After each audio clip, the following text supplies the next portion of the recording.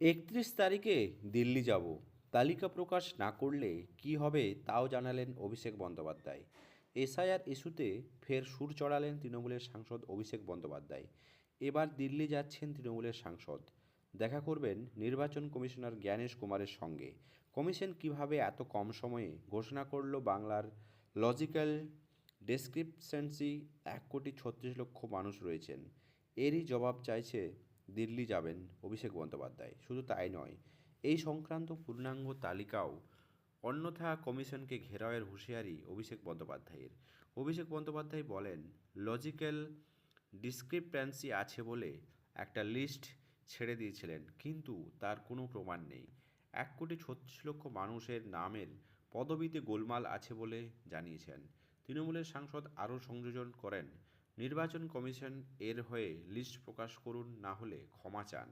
১,৩৬,০০,০০০ logical ডেসক্রিপেন্সি ইয়ার্কি, বিএলওদের কাজ করতে এতদিন লাগছে।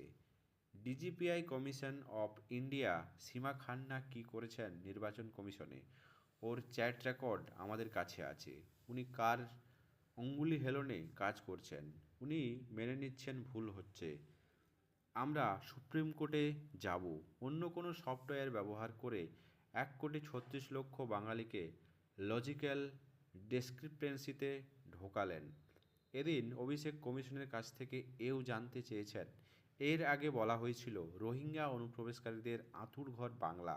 কতজন রোহিঙ্গা ও অনুপ্রবেশকারী রয়েছে তার তালিকাও চান অভিষেক। তিনি বলেছেন, কোন জাদু বলে কমিশন ৭ কোটি ডেটা যাচাই করে বলে দিল ১,৩৬,০০,০০০ ডেসক্রিপেন্সি রয়েছে।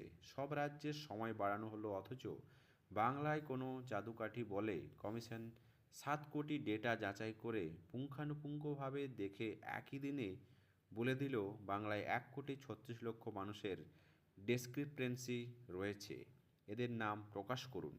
এরপরেই অভিষেক বলেন, আপনি এসআইআর করে বাংলা দখল করতে চেয়েছেন, আর মানুষ এফআইআর করে জবাব দেবে। আর এই লিস্ট যদি রিলিজ না করে তাহলে ৩১ তারিখে দিল্লি যাওয়া হবে, আর যদি লিস্ট না বের হয় তাহলে ঘেরাও হবে কমিশনের অফিস।